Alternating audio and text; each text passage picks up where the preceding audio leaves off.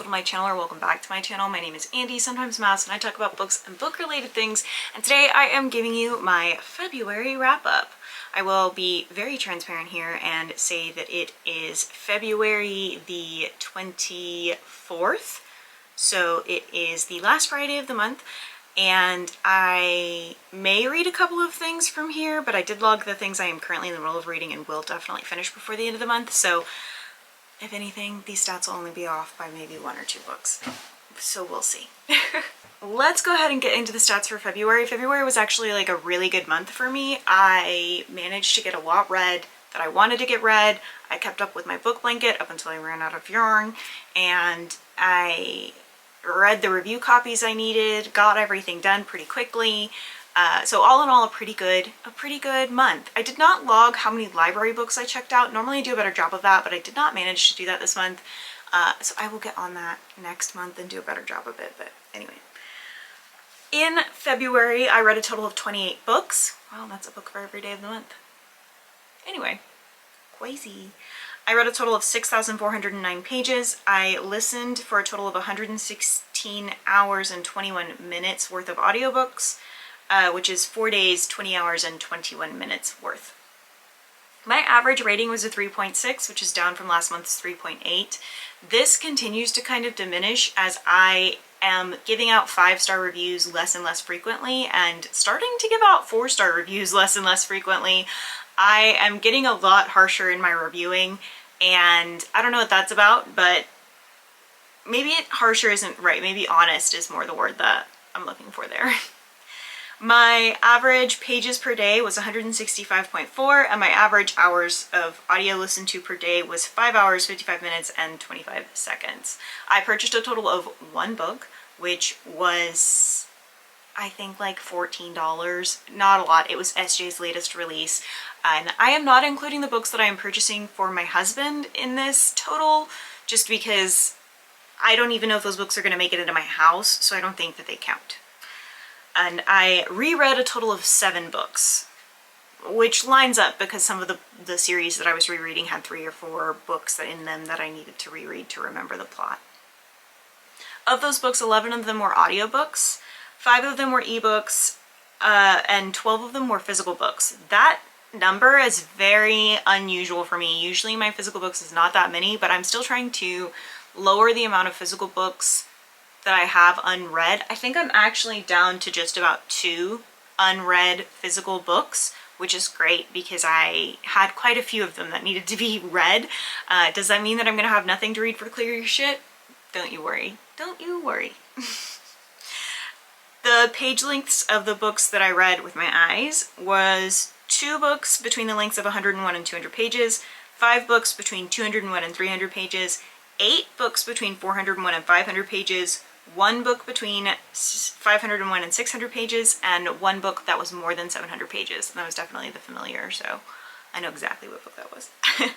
Those books intended audiences. For adult, we had 19 books. For young adult, we had 6, and for children's and middle grade, we had 3. I'm doing a pretty good job of keeping up with reading predominantly adult over young adult, and I notice that as I do that, I am growing more and more out of young adult and enjoying them even less.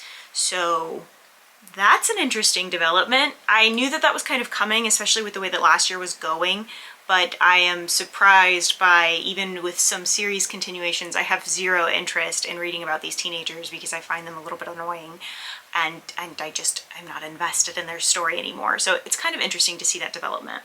The genres for those books, I read 2 sci-fi, 10 fantasy, 3 romance, 3 thriller, 9 horror, and 1 contemporary.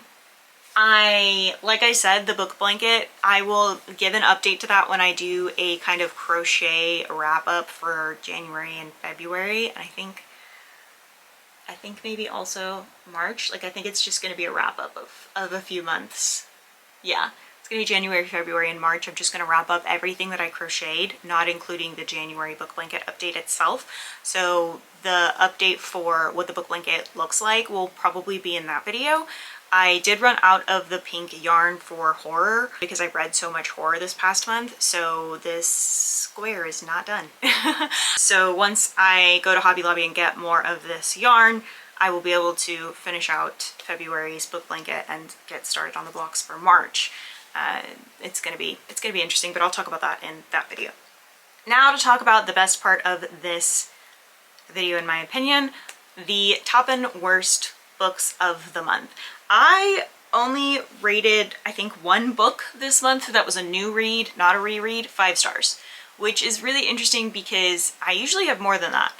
The book that I read that I rated 5 stars, I want to read again already, but I want to read it with my eyes, An Unusual Development, and that is going to be Our Wives Under the Sea by Julia Armfield. This was recommended to me by my cousin Ozzy, and crazy. It's really hard to explain. It's one of those definitely terrifying, very hard to explain. When you read it, you're going, what the fuck is happening here? And I love those kinds of books. This book has very Sarah Gailey, what is it called? The Other Wife or something? It's over there and I can't read it. The Other Wife or something, where there's clones involved. Like, it's that level of freaky. Definitely Sarah Gailey maybe meets Mira Grant, I would say, in strangeness. And I enjoyed it a lot for that. I thought that it was a lot of fun, quote unquote, to read. Definitely a good book. I just have a very hard time describing why, but it was a 5-star read. And again, I want to read it again. I want to physically own it and have it in my hands and read it. I think that I will have an even better reading experience doing it that way. So we'll see if I end up ordering it or not. And then we have So This Is Ever After by F.T. Lukens, which is an MLM fantasy romance book that Art recommended, and I don't predominantly read male-based romance novels. I just don't really enjoy them. If it's the main focus. Mostly because I find the characters unbearable, and maybe it's because I don't love male characters that much. But mostly I find the characters in a lot of those books really just annoying and unbearable to listen to, and this was not that. And it felt like reading a D&D campaign, which I really cannot explain, but it's a really good fantasy romance. I had a lot of fun listening to it. The reader did a great job. The reader also does F.T. Lukens' other book, which I also read and enjoyed this month, but I wouldn't say I enjoyed it more than this one. And it was really heartwarming and good as the characters developed and moved along. I would say that it's a lot like The Fairy King, I think is what it's called. Maybe editing me will put it somewhere here to tell you what I'm talking about. And it's like a duology, I think, and it's really good. And The Fae King, I think is what it's called. Anyway, very similar to that, but like a Dungeons and Dragons campaign. Like if The Fae King and maybe Red, White, and Royal Blue and a Dungeons and Dragons campaign all had a baby, then that would be this book, which is the best way I can describe it. And then also, last but not least, for my top books this month, we have A Certain Hunger by Chelsea G. Summers. This is a horror, this is body horror, this is cannibalism, so I don't recommend it if you are not capable of enjoying, quote unquote, those things. It is very Hannibal Lecter-esque to me, but with a female main character, and it is her memoir that she is writing in prison. Now I will say, due to my current circumstances, there was a little bit of that was a little bit hard to read, but I just loved this character. The main character, the point of view, I thought she's absolutely fucking batshit, but it was so much fun to read. And I think when you're able to do that, it's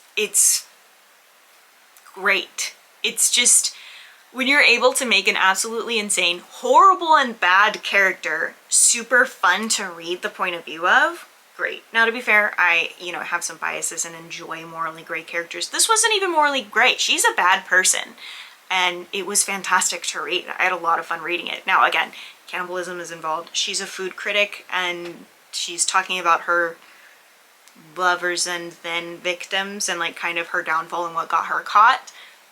So trigger warning on all of that, but I enjoyed this book a ton. And then for the worst book this month, it is an advanced reader copy that I had, and that's gonna be A Hunger of Thorns by Lily Wilkinson.